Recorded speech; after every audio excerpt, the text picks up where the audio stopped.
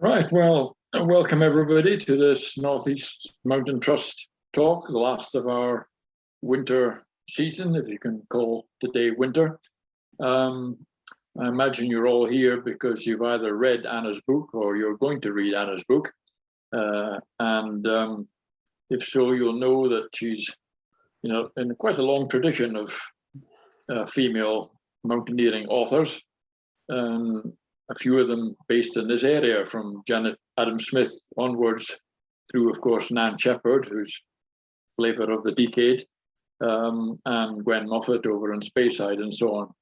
So it's very nice to have a new young face on the block, so to speak. And I believe she's going to at least mention the Cairngorms at some stage in her talk. So I think I'll pass everything over to you, Anna. Thank you. Great, all right, thanks, Alan. Yeah, thank you all for inviting me here. It's great to come and talk to you all. And yeah, this talk I'll be talking about my book, which came out on the 6th of January. This is it, in case you've not seen. It's called Time on Rock, A Climber's Route into the Mountains. It was published with Canongate, who are the publishers of Nan Shepherd, and they've been an amazingly supportive team throughout this process. So I owe them a huge debt of thanks in terms of helping me with this, which has been my first book. So there've been some nerves in writing it, but overall it's gone really well. And yeah, I'm just getting to the end of what's been a very busy few months in terms of when the book came out on the 6th of January. I was then launched into a very different phase of the project. So you can imagine what it's like to be a writer. This took me 2 years to write. So you spend 2 years on your own, pretty much inside your own head, constructing these sentences, building up the book, trying to make it all work. And then you hand it in, and then you have another 6 months when nothing happens at all, and you're just waiting. And then suddenly you start getting all these emails about Radio 2 and Radio 4 and The Guardian want to talk to you, and Radio 5 Live want a 45-minute live interview with you on air. Can you do that? So there was just this sort of building sense of tension before Christmas, and trying to get all these interviews sorted for when it was released. And then it was amazing. The reviews have just been have blown me away, to be honest. I wasn't expecting it, but from publications like The Economist, Spectator, Scotsman, Guardian, Observer, they've all written really glowing reviews, which it's been quite a lot to get my head around, but it's been very, very happy few months. And I've also been on tour, so I've been taking the book out around to all kinds of places, quite a lot down south, so down to Keswick, Chorley, Liverpool, Mid Wales, which is where I'm from. So it's very nice to take the book back to my home roots. And then also up north of the border, in Stirling, St Andrews, up in Granton-on-Spey, which is where I've spent a lot of time over the last few years, and then Edinburgh as well, which is where I live. So yeah, I'm just kind of getting to the end of that phase of the project, and before I move into the summer phase, when I'll be doing quite a few festivals. So I've been booked alongside the author Helen Mort. Are people familiar with her? See a nod. She's also just published a book about mountains and womanhood. Her book is called A Line Above the Sky, and it's about mountains and motherhood. It's a gorgeous book. I mean, it's not like any mountain book I've ever read before. It opens with her birthing story, so her story of her giving birth, which she juxtaposes with her ex-boyfriend who's on some mountain in the Himalayas, and so she's like breathing the air and gas while she's in labour, and imagining him breathing the oxygen on the mountain, and the book goes on from there. So that's so the two of us are on tour this summer, which should be great. It'd be really nice to have some company, and we've climbed together, so we're climbing partners too, and so we're off to where we've been booked: Hay Book Festival, Edinburgh, some festival down in Kent, and some in North Wales as well. So quite a busy period of time lined up, but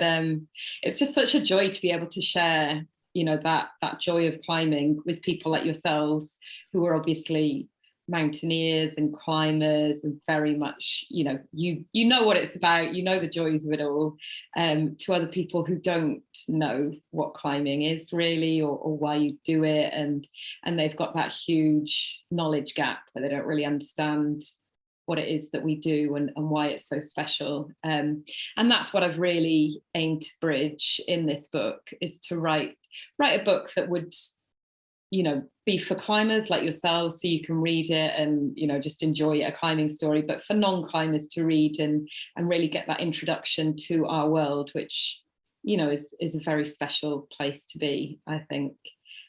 So my talk tonight will be a bit of a mixture of readings from the book and some discussion around it, just to give you a bit of a sense of a journey through the book and into the book, and into my world. And yeah, if you have any questions, stick them in the chat and we can talk about them afterwards. Yeah, okay.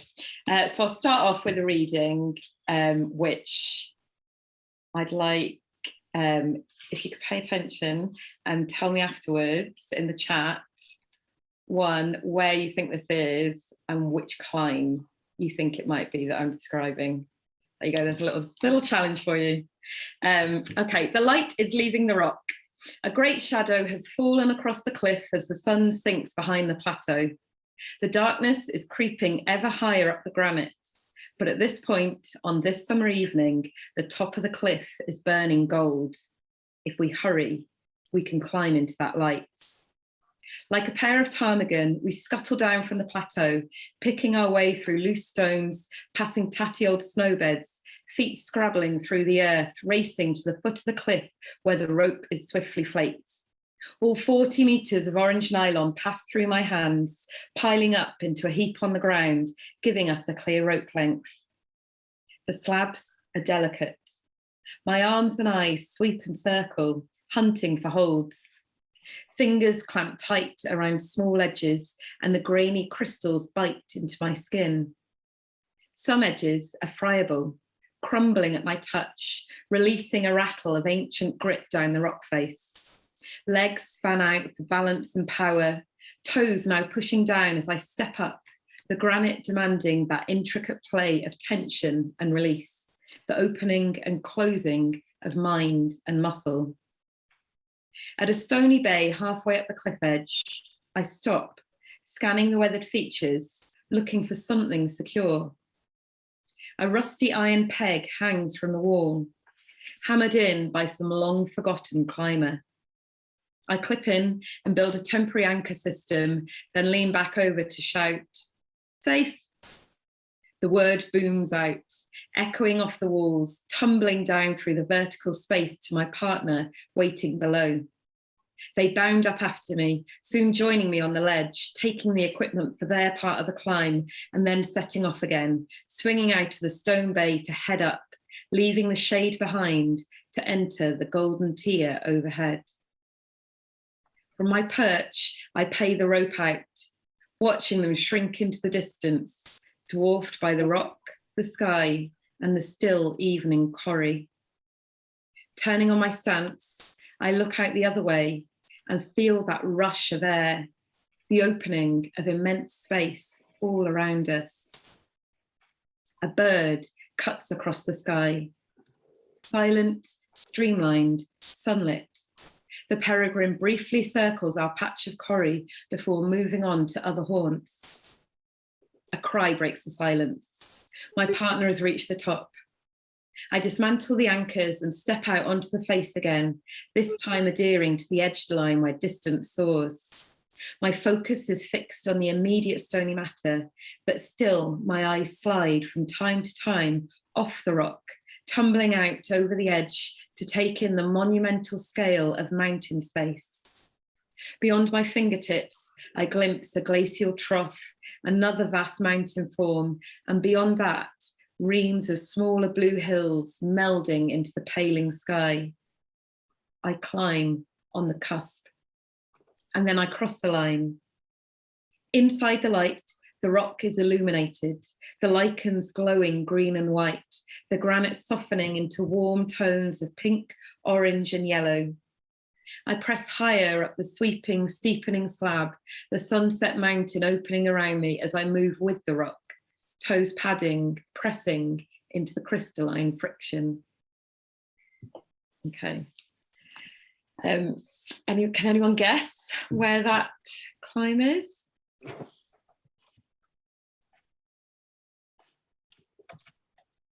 I'm thinking northwest granite, so it's probably granite, and you talk about a plateau, so it's undoubtedly the Cairngorms.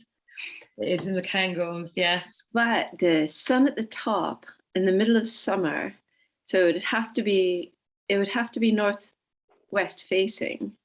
Yeah. But if it's only the top, I'm wondering if it's something like square face. Oh, yeah. Well, yes. Basically, it's the line right next to square face. So it's on the same piece of rock. Yeah, amazing, Susan. It's the VS by there that's called Angel Edgeway. Which, has anyone done it? Give me a thumbs up if you have done it. No, lots of shakes of heads. Well, I highly recommend it. It's a beautiful climb. I mean, Squareface is gorgeous, but Angel Edgeway is also really nice, and it goes up. There's this huge flake at the top that sounds so loose, and it's kind of like you sort of meet this big musical instrument, and you kind of pad up it very delicately. And of course, yeah, that piece of rock is just so magic if you time it right for the sun and the shadow rising up and leaving it. And the fact that it was 2 pitches was indicative as well. So yeah. Well done, Susan. All the best flakes make noise. Yeah. Questionable. So there you go, Ken. I think I've hit my Cairngorms tick already, so that's good. So the Cairngorms are quite an important part of this book. So they come in there at the very opening of it, and they also come right in at the end of the book. And I'll give you a bit of a sense of how that came to be. So first of all, if I talk a little bit about the inspiration behind writing this book. I started climbing when I started university in Liverpool, and basically I was a country kid who moved away from mid Wales to be in a big city and was a bit of a fish out of water, and so I joined a hill walking club, and a few of those guys were into the rock climbing, and I started indoors. So we started first of all just going inside this old church and working up those big limes, which is how so many climbers start nowadays. The days of starting on rock is quite rare, I think. And I loved climbing indoors. I loved the movement. I loved the rhythm. I loved that sense of dance and strength that you got with it. And I also loved the next day when everything hurt and I discovered muscles that I literally never knew I had before until they were really hurting and I couldn't lift my arms up. So the indoors was just instant joy for me. Outdoors I found a bit more tricky. It was such a different world outdoors. You know, you've got all the weather that you need to contend with, which climbing in the UK, we have quite a lot of weather. And then there's also all the culture of it, you know, the language of climbing, which meant nothing to me. What was a clove hitch? What did it mean to jam a fist into that crack?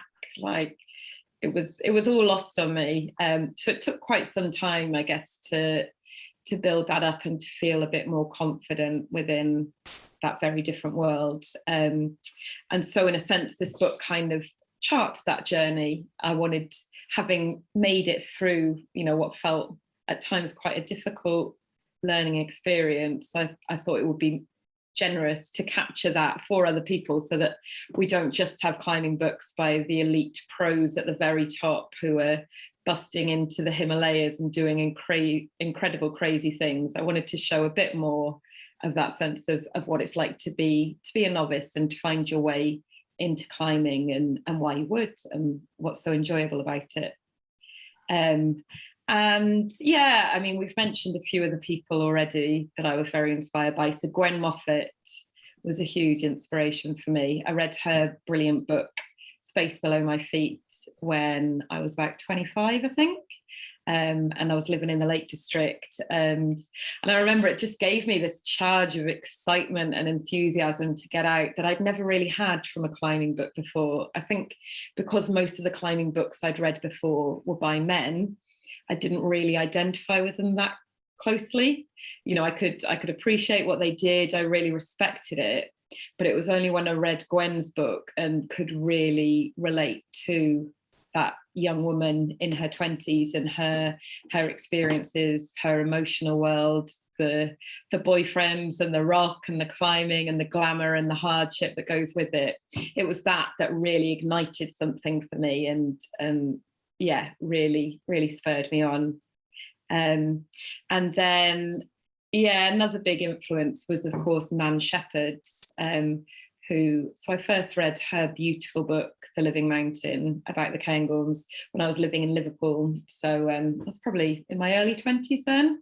And I just thought it was such a beautiful meditation on what it is to be in the mountains, and such a different way of writing about mountains. You know, she's not setting out to bag the peaks and conquer the summits and tell us about her best time, her personal bests, or when things got really hard and she suffered and she struggled through. I loved reading that much wider, the Zen Buddhism of it and that meditation aspect of it.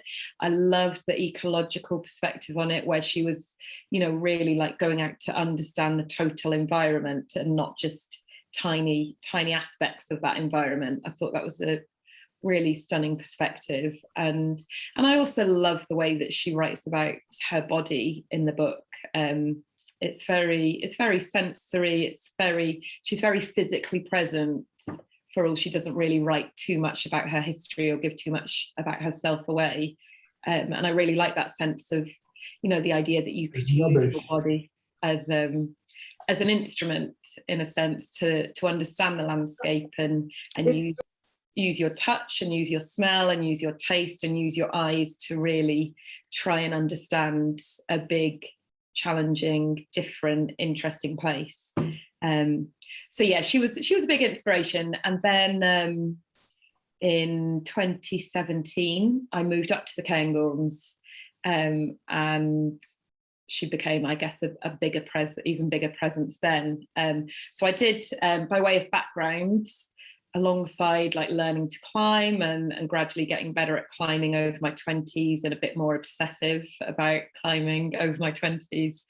I'm an English Lit student is my background.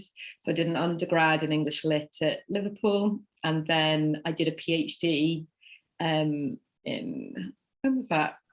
2017 I finished, and that was looking at William Wordsworth, the poet, and looking at how he'd written about communities in the Lake District, and how those communities had shaped his creativity and how he had shaped life there. Which was a fascinating project to do, a big project. I had to produce a 90,000 word thesis, which was quite good training for writing this book.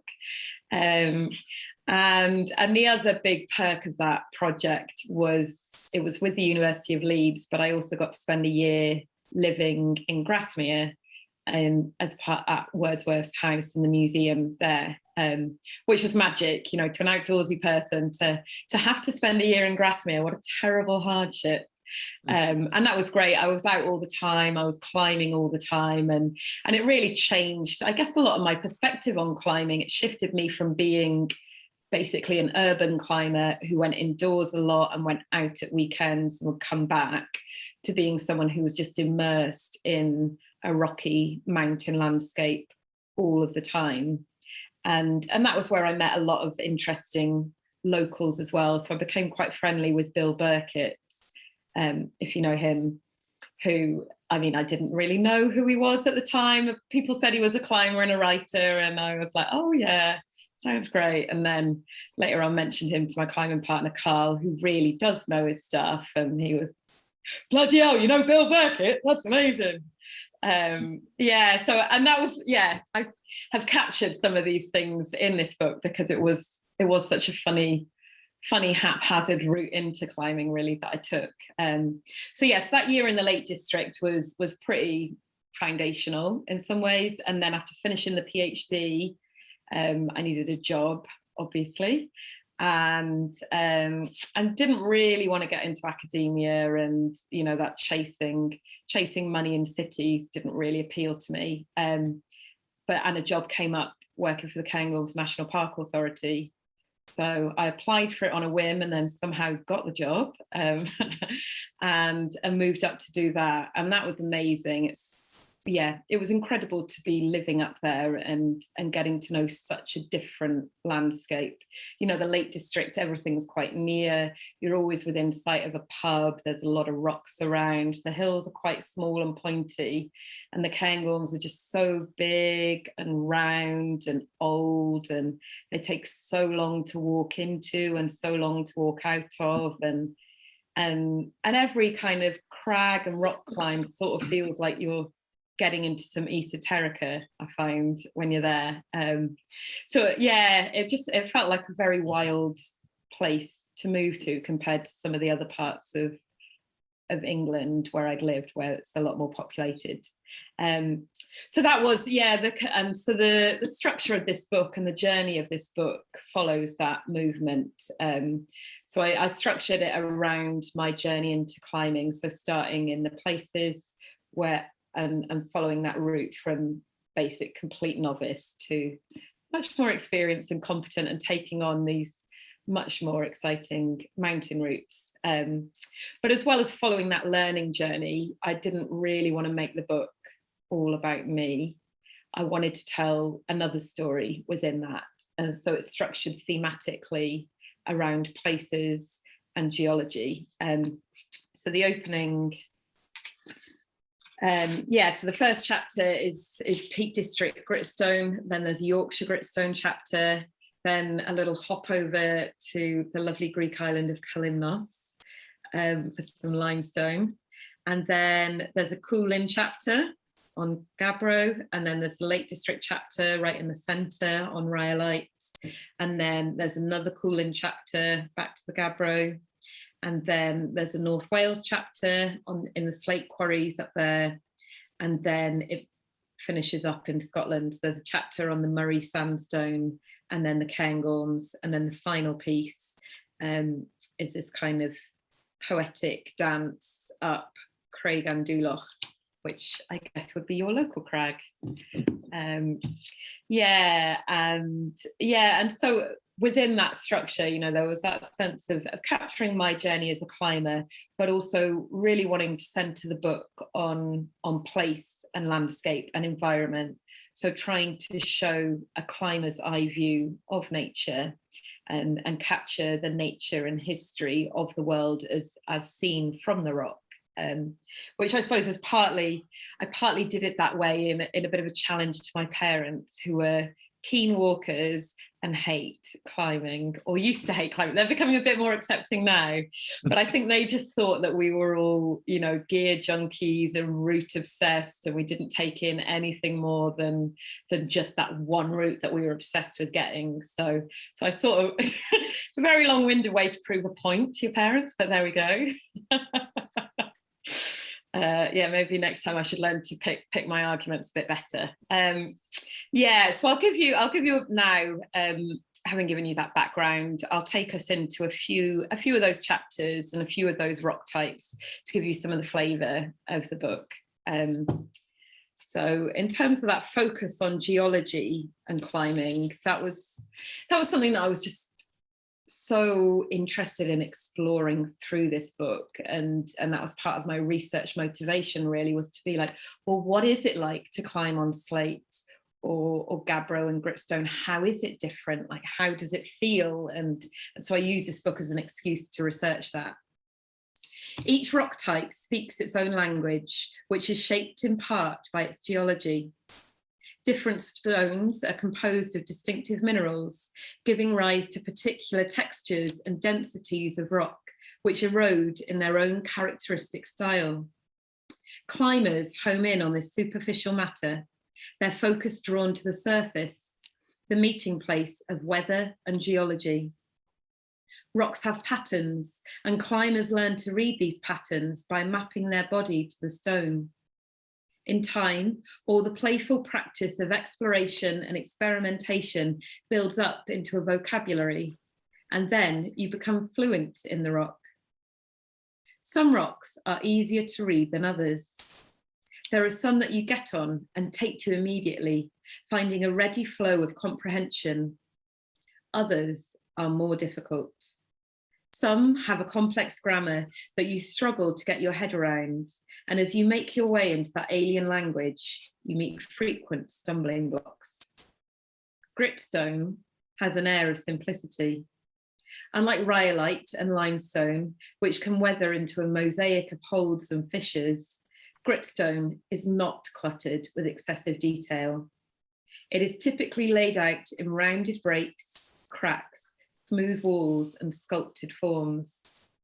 The roots tend to be short, many a mere 10 or 20 meters. And scanning these simple looking lines, you predict a sequence of moves, anticipate the challenges and set off. On the rock, however, you discover your mistakes. Sections that look blank contain hidden gems, and the passages that you thought you would sail through suddenly push, prod and harass you. Incompetence is soon laid bare. This is a rock that demands skill. So the book starts with gritstone, which I personally find quite a challenging rock to climb on. I don't know what your experience is of it, but I find it quite hard. I mean, it's such a good learning rock, isn't it? But I just always felt so beat up after going there. I think you kind of have to go there and really fight it. And that was, the character that came through for me in those gritstone chapters, I think was this sense of the gritstone being a bit of a troublemaker, a bit of that like annoying brother that kind of wants to like trip you up at any turn and show you the error of your ways. So they were quite fun chapters to write, but with quite a sort of, I had to have a thick skin and quite a wry sense of humour with it. And yeah, sort of similar to that, the writing about the cooling on Skye, those were some amazing chapters to write. So there are 2 chapters in this book on Skye, because basically it outlines 2 completely contrasting experiences I had of doing the Coolin Traverse. The first time I went there in my early 20s, and things, needless to say, things went very, very wrong. And I had the epic that a lot of climbers have had on the Coolin. And then the second time I went back and had like the parallel experience where everything was just beautiful, the weather was gorgeous, and I went back in a group of 9, which was slightly surreal. And we sailed across the entire ridge. But it was magical to write those chapters and spend that much time on the Coolin in my own head, and really draw out that sense of epic that you get there, which is how I start this Coolin chapter. Ask a poet or a scholar about an epic, and they might cite Homer, Virgil, Dante or Milton. Some might recite lines of the Odyssey or Paradise Lost. Others might talk about the hero narrative and oral storytelling cultures, explaining how long poems were used to record history and establish national identities. Ask a climber, the right climber, and their eyes will roll before they lean forwards with a slight grin to tell you their tale, or tales, as the case tends to be. An epic in climbing refers to a particular type of experience. It is distinct from epic as adjective, wherein the word is uttered with gusto to express great enthusiasm for something, as in, sick, that climb looks epic. A climbing epic, noun, indicates a more complex experience, a climb that was long, hard, and problematic for any number of reasons. In a sport where you learn by doing, and doing means putting yourself into challenging situations, inevitably things go wrong. Mistakes happen. On any given rock climb, there are plenty of things to misjudge. The weather, timing, the scale and technical challenge of the undertaking, how much to pack, your ability. When these misjudgments start to stack up, often compounded by a significant external factor, then you are heading into epic territory. While certain people are more prone to epic experiences, so certain types of climbing lend themselves more to epic than others. It is hard to imagine the modern boulderer, sport, or indoor climber having an epic.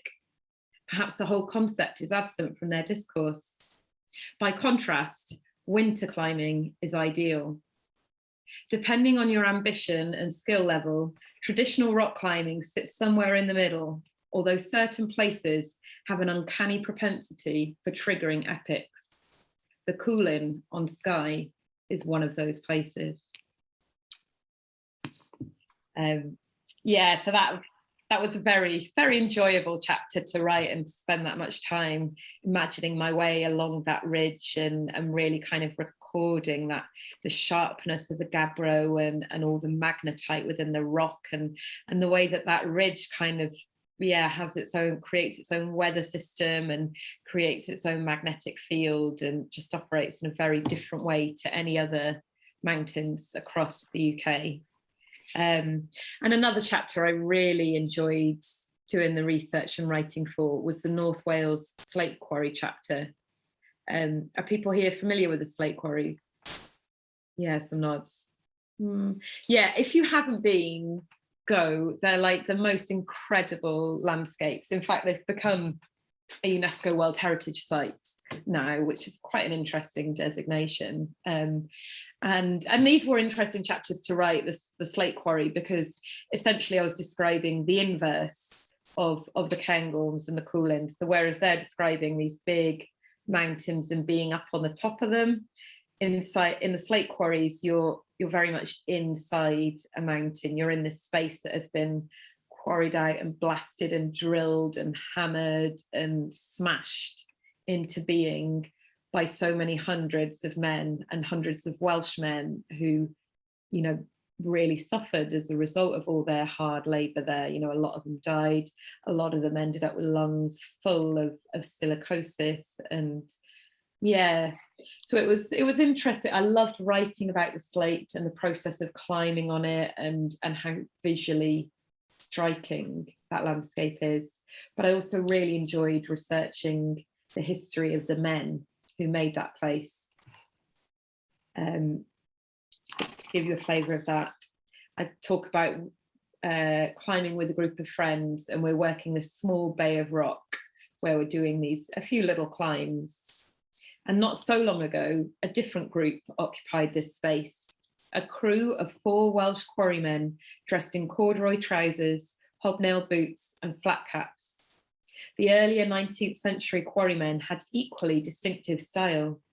They wore white fustian jackets, flannel shirts, flannel trousers and a bowler hat. This slate bay would have been their bargain, their working rock face that they had negotiated from the steward. To strike the bargain, the men were able to read the rock extremely closely. A good bargain was highly sought after. There, the slate peeled away in delicious slabs, velmenin, like butter. The bad bargains were full of convoluted rock that was beset with defects, curls, veins, joints, faults, and dense, hard rock. No helmets, no harnesses.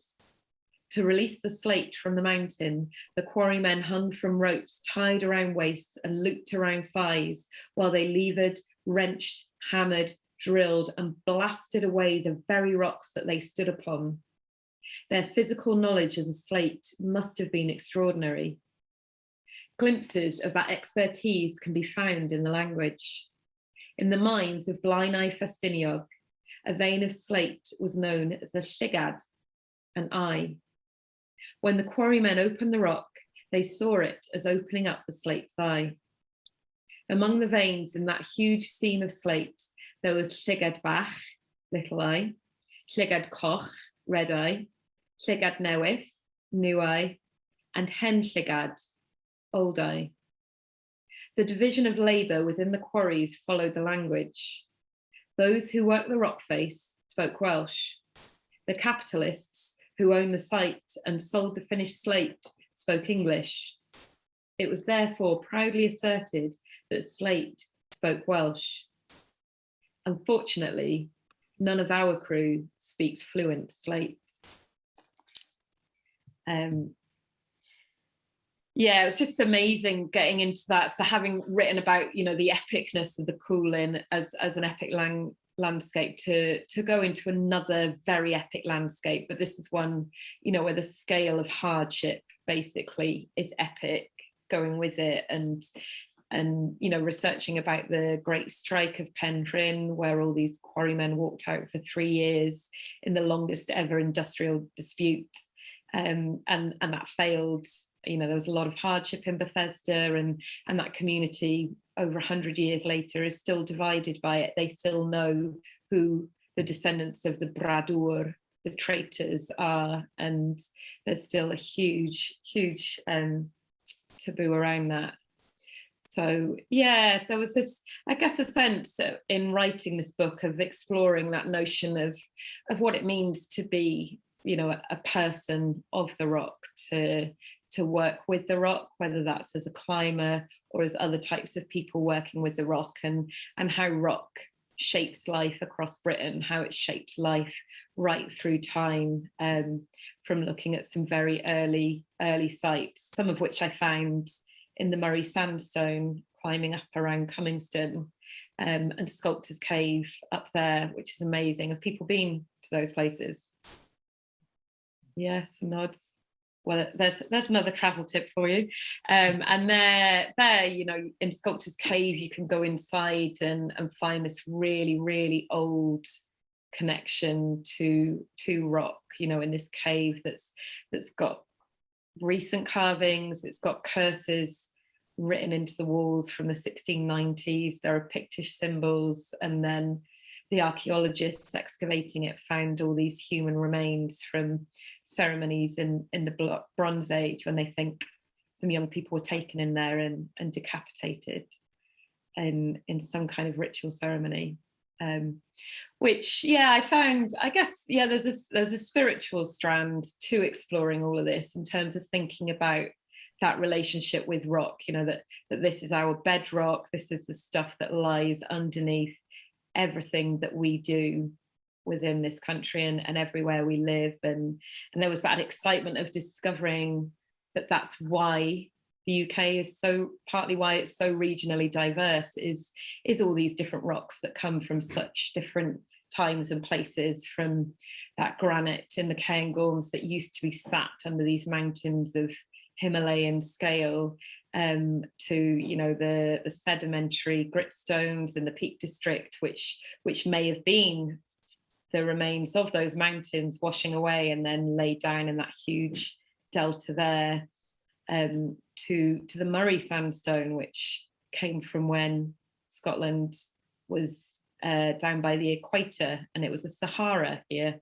and these are desert rocks. And yeah, I loved finding out about those, and then going to the National Museum of Scotland in Edinburgh and walking down the street and seeing that huge turret at the end with the beautiful new extension they've got, which has got all those gorgeous stones on it that are yellow and pink and have got these kind of irony animal print type things, and then discovering that rock is the Hopeman Sandstone that I used to climb on up around Cummingston. So yeah, there's all these special connections which I enjoyed discovering and exploring through the journey of writing this book. But to finish us up, I'll take us to Murray, and to a very particular technique that I'm sure all of you climbers will be familiar with. There's a technique called thrutching, and I'm describing a route called per rectum, in case anyone's familiar with the climbs up at Cowsey. So this technique is called thrutching. Thrutch, say it. The word sits heavily, catching at the sides of your mouth like a climber in a tight spot. This Anglo-Saxon word lingered around in northern dialect before climbers seized it. My grandmother, a Lancashire woman with a passion for words and language, would say, we were fair thrutched up, to describe a workplace that was up to its elbow, where you were up to your elbows in clutter. Think of an office where cups and stationery and long forgotten Secret Santa gifts crowd any space left between heaps of books, folders and papers. In the climbing world, thrutch is a verb, capturing a particular style of movement with onomatopoeic precision. There is nothing elegant in a thrutch. You squeeze, twist, pull, push and press, squirming your body against one edge and then another, trying to make your way through the awkward spot 1 centimetre at a time. Like those adverts where people desperately tried to squeeze into a pair of jeans 3 sizes too small, the human body becomes awkward, undignified, and hilarious. In these situations, a spectator is in the best position to appreciate the entertainment. The poor soul who is grappling with their bodily limitations tends to be otherwise occupied. A climber cannot laugh while thrutching. For one thing, the sudden expansion and contraction of your ribcage and stomach would increase the challenge. For another, generally, the harder the thrutch, the more exasperated and irritated the thrutcher becomes. Afterwards, I sat at the top of per rectum, my legs dangling over the edge, belaying my partner up the route. I had not climbed with him before. He was one of the older climbers within the club, and he hadn't climbed for a while. He got to the hole, and I held the rope. His head and arms emerged. His legs remained below. He cursed and muttered, squeezed and pushed, all without much success. Time passed. He kept trying. The name of the climb flashed across my mind. The corners of my mouth twitched. I didn't know him well enough to make the joke. I looked out to sea to regain my composure. Eventually, he gave up his thrutching. I lowered him down and someone else followed me up. There you go. Thank you. Right. Well, thank you very much, Anna. I don't know whether it appeals to you, but perhaps the most famous saying by Tolstoy comes to mind, that all happy families are alike, but unhappy families are all unhappy in their different ways, and that sounds to me rather like rock. That they've all got different types of, is difficulty the right word, or attraction, and suffering, different kinds of suffering. Yes, I mean, I suppose one could, and you haven't mentioned risk, I don't think, all evening, but let me ask you, I mean, what about risk and trust?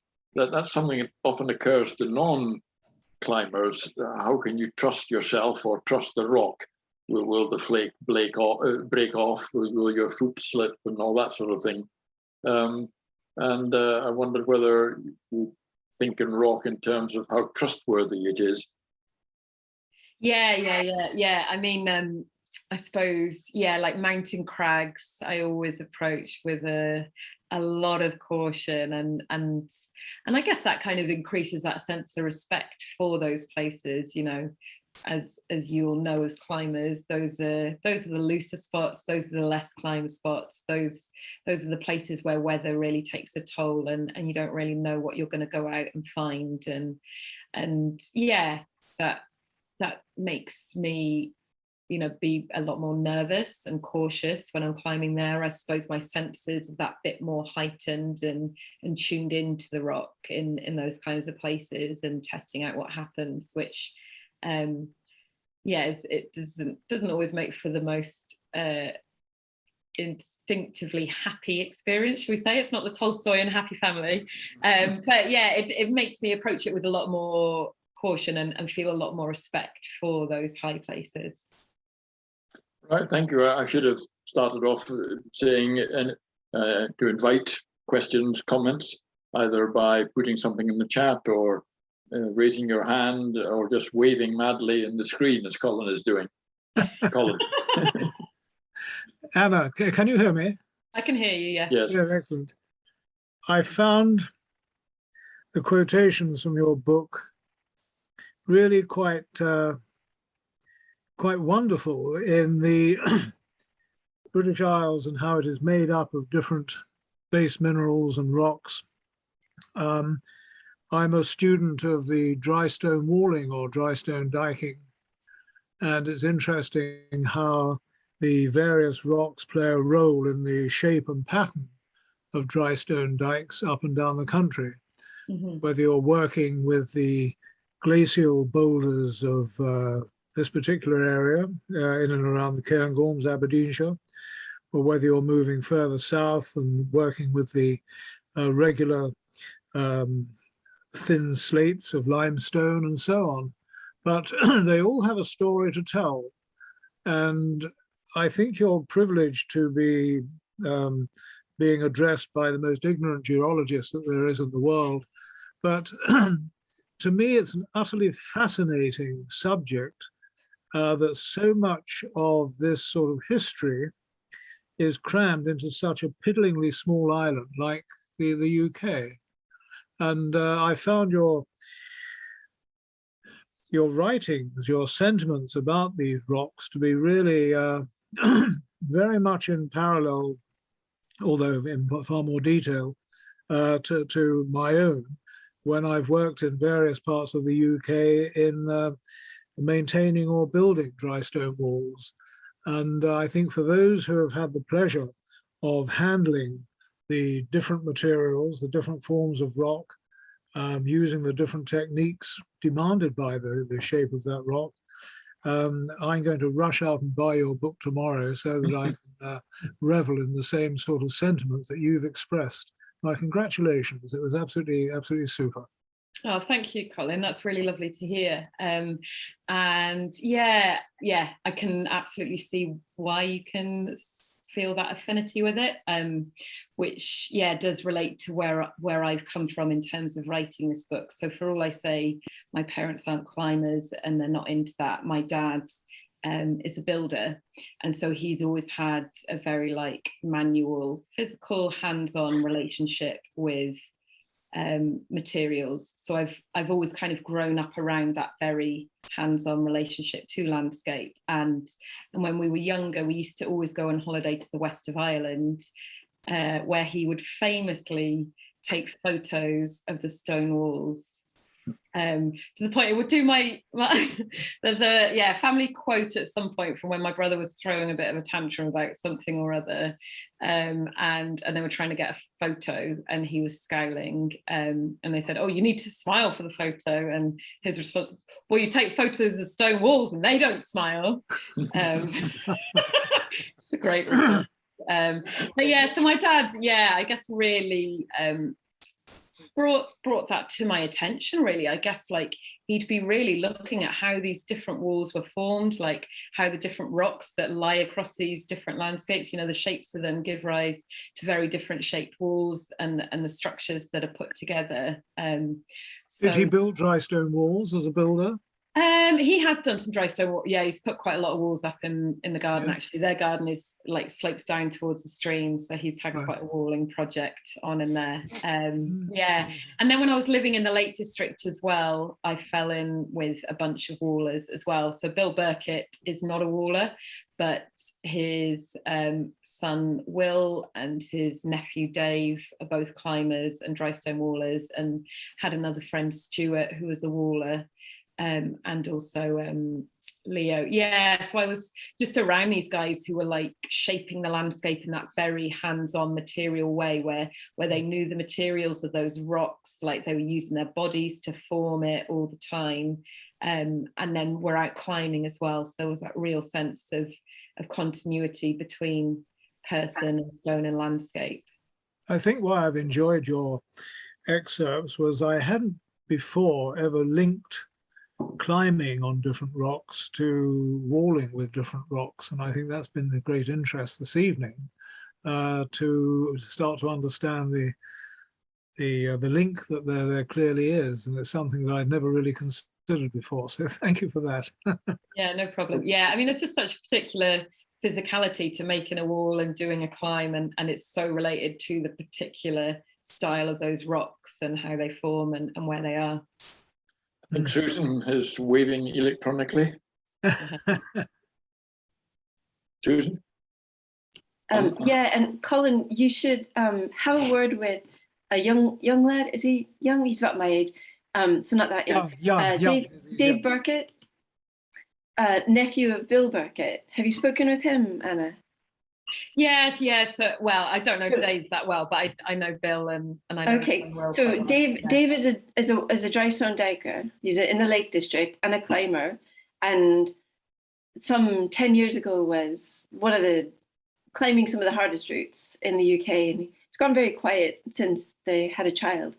But yeah, so he would be one. If you ever want to have a pint with someone to talk about that, then he would be one to talk to you about the relationship between the world in a wall and the world that you climb.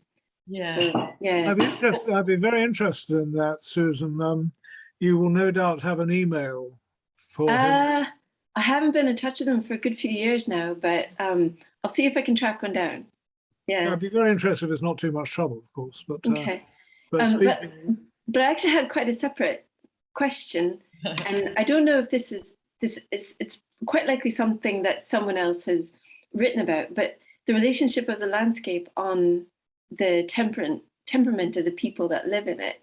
It's one of the things. I moved up to Aberdeen, to this part of the world, about 5 years ago, and before that I'd spent a lot of time out west, and you get very the approaches to the hills are very different temperamentally, in that Glencoe, first of all, it takes a lot to get out in that weather, and you're going straight up from sea level, and you have to have a pretty serious sense of determination to do it. Whereas in the Cairngorms, you can meander before you may have to make up your mind.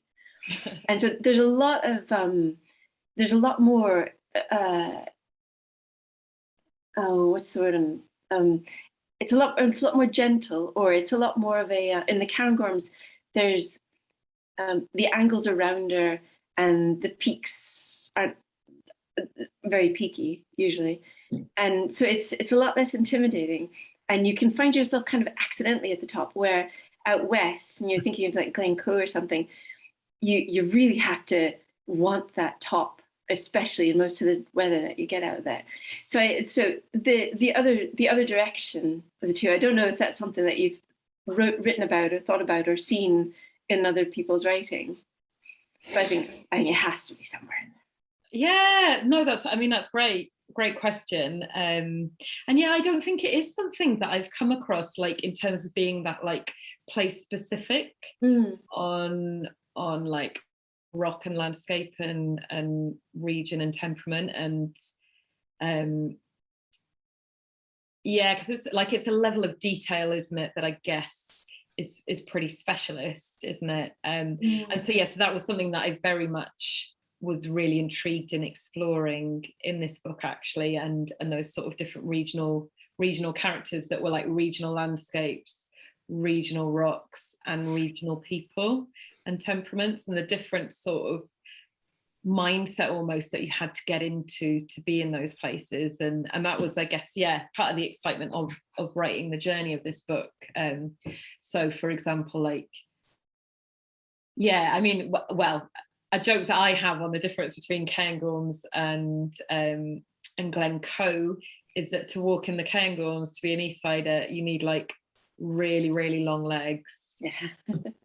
For those like long forever approaches, whereas like Glencoe, you need really short legs because you're just blasting straight uphill, which is why I ended up in the Cairngorms, because I've got very long legs. Yeah. You just need a bicycle, actually. But yeah. All that, yeah. Cheating.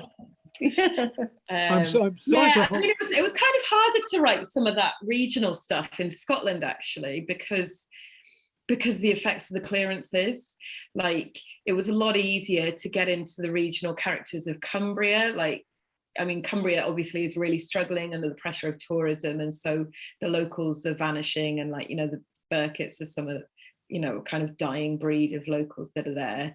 Yorkshire was very easy because, I mean, like, there's so many Yorkshiremen, and they've got very strong views of who they are and how they operate as a people, which seemed very closely aligned, I must say, with who Gritstone is and how Gritstone operates as a rock as well. And North Wales as well, you know, you've got those like pockets of like basically very strong radical Welsh communities who are like frankly cheesed off with the English, like really fed up with all the pressures that are placed on them and as a community, you know, in terms of like the hardships that they went through with the quarrying, the fact that like they can't really afford houses there anymore, the fact that their language was like nearly wiped out. Like they're quite an angry, hostile, closed community in some ways, which I respect completely.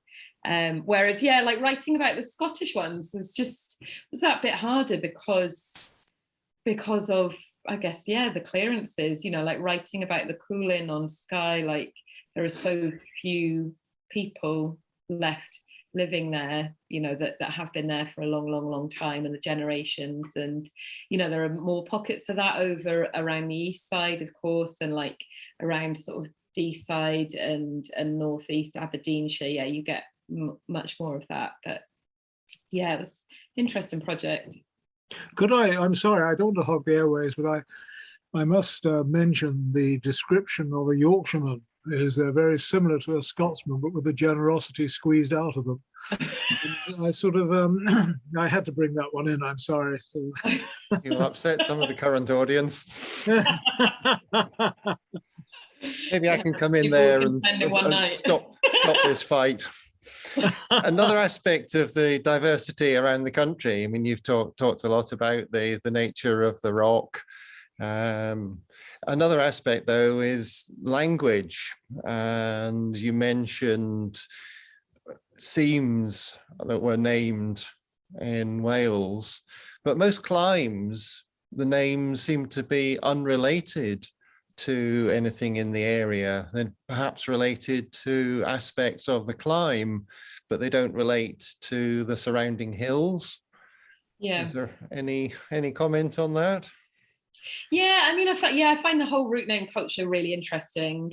There's the like quite old school sexist chauvinist aspect of it. Impossible.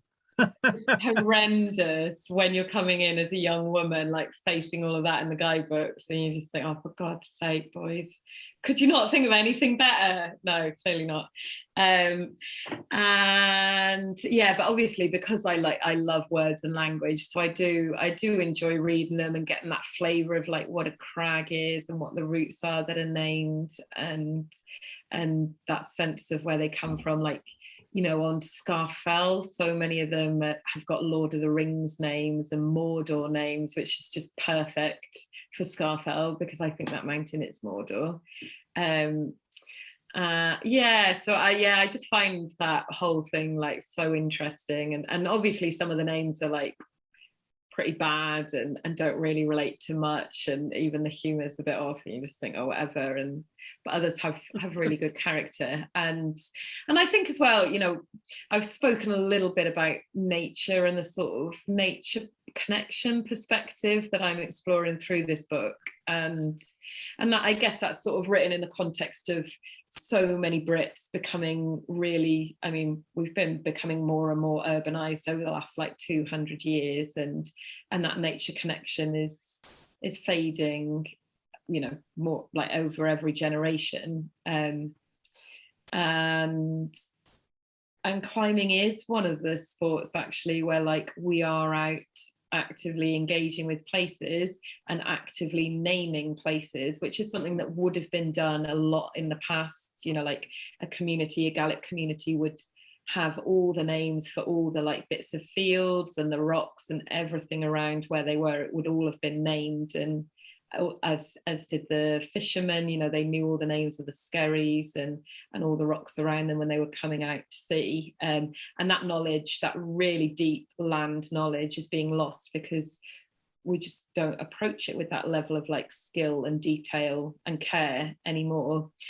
So that's one of the things I think that is really good about climbing, actually. Like, for all the names might not relate directly to bits of the land and the landscape, like we are naming patches of the land and bringing that real detailed knowledge back into it. I think, if I remember, there's a project at Achiltebui where every rock, they've gone back and found out what they did call them 100, 150, 200 years ago. and I'm sure that's been done elsewhere. I think Donald, I mean, Donald's too young to remember, but I mean, originally, route names were Crowberry Gully, Eagle Ridge, even Squareface. You can't really complain about those. Those are certainly taken from the local surroundings. I guess you run out of ideas after a bit when somebody's pinched the best local names. I don't know. Craig Dew is a good example of lack of imagination in a nature direction. Shouldn't journal editors have exercised their some guidebook editors certainly are. Yes, indeed.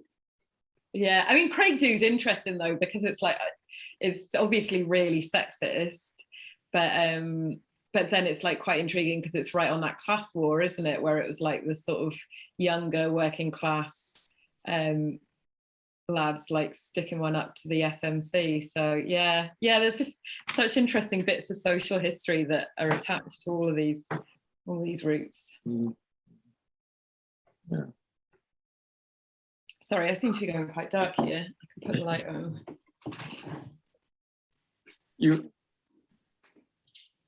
Oh, she's run away. Putting a light on. Right. Well, I think we're sort of nearing the last 5 or 10 minutes. Anybody got anything else they'd like to chip in with? I was going to go back to an earlier comment about many climbers starting indoors, and I wonder how far your writing and other activities are encouraging and inspiring climbers to get outdoors. Yeah, that was a big motivation for me. Like, I wanted, to sort of help kind of break down some of that barrier for those indoor climbers who basically get into it indoors and then don't know any trad background at all. They don't know any people that do trad. They don't know about clubs. They don't know anything about that culture and community. And so it's completely alien and they don't know how to get out. So I wanted, to use this as a way of breaking that down, of capturing the British trad culture and ethos and spirit and holding that, somewhere that people can read and access. And I suppose my other motivation with that as well was just knowing that a lot more women are getting into climbing now, which I love seeing. Like, it's so nice to go indoors and see so many more girls and young women doing it, but still outdoors there's a bit more of you just get fewer women. So so I wanted, particularly my motivation in terms of inspiring people to get outside was I really wanted to inspire more women to get into trad leading. The tricky thing is writing about winter and still inspiring women to go out. That's just winter, isn't it? I mean, I have to say that I spent some time at the climbing hall at the head of Kinloch Leven, and whenever you see the young girls climbing there, they are just so much more fluid and balanced than the blokes are. That it surprises me that they don't use that natural tendency, that natural skill far more often. I mean, it really is just a joy to see how they smooth up some of these areas that people like me, I mean, you go clunking up there like some old steam engine. And also I have to say that my preference over the years, I suppose, has been for the snow gullies and winter gullies rather more than the rock faces. And reflecting back on what you've been saying on the links between the various rocks and geography, is a little bit of a pity, really, because you miss that by winter climbing. You don't see the rocks themselves, you just enjoy the conditions, if that makes sense. Yeah, it's a very different activity, isn't it, winter climbing? Yeah, totally different. Yeah. Well, I mean, I would slightly disagree with that, Colin, that if you're doing mixed climbing, it's very much like rock climbing, but with more toys. Yes, that's true. That's true. I suppose, I certainly recognize that, but I think reverting back to the link that Anna has drawn between the rock for example, and the walling and the character of rock and the structure of rock. I recently, well, recently it was before lockdown, but enjoyed doing the Cape Wrath Trail, and of course you're passing through some historic geological foundations there, which influenced the whole thinking of geology, and they're still there to see. They're still there to see, and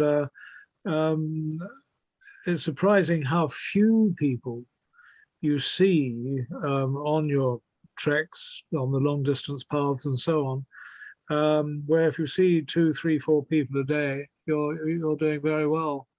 And again, as you say, Anna, if it can inspire younger people to get out and break this circle of urbanization that we seem to be sinking into, then your book will have done a tremendous service.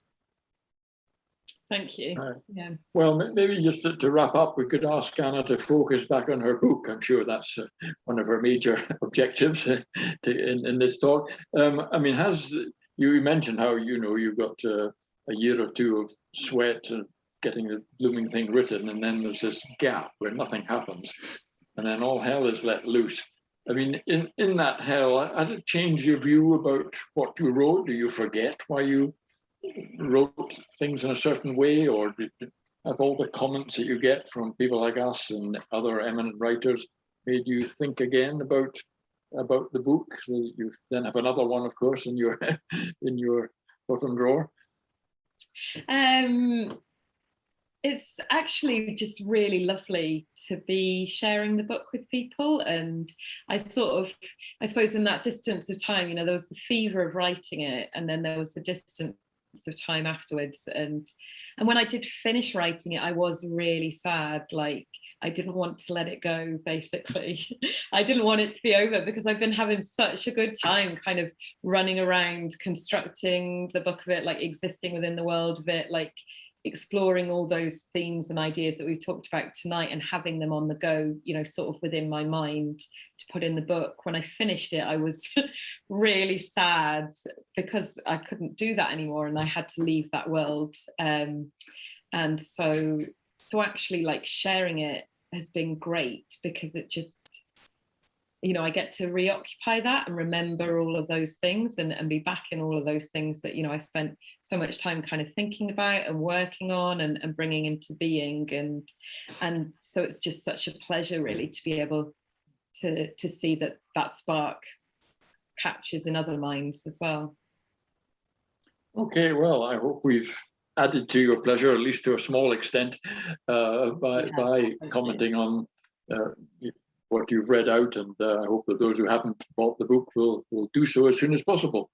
So I think it just remains for me to thank you very much for giving up your time, and best of luck with your future engagements, whether learning how to write something new or looking back on what you wrote last year or two. As I mentioned, this is the last of the Mountain Trust talks this season, but I hope we'll see everybody back when a new season of talk starts up next October. I'm sure we've got most people's emails, and you'll hear about it in good time. And in the meantime, have a happy summer climbing and mountaineering. Thank you very much. Thank you so much for having me, everyone. It's been great.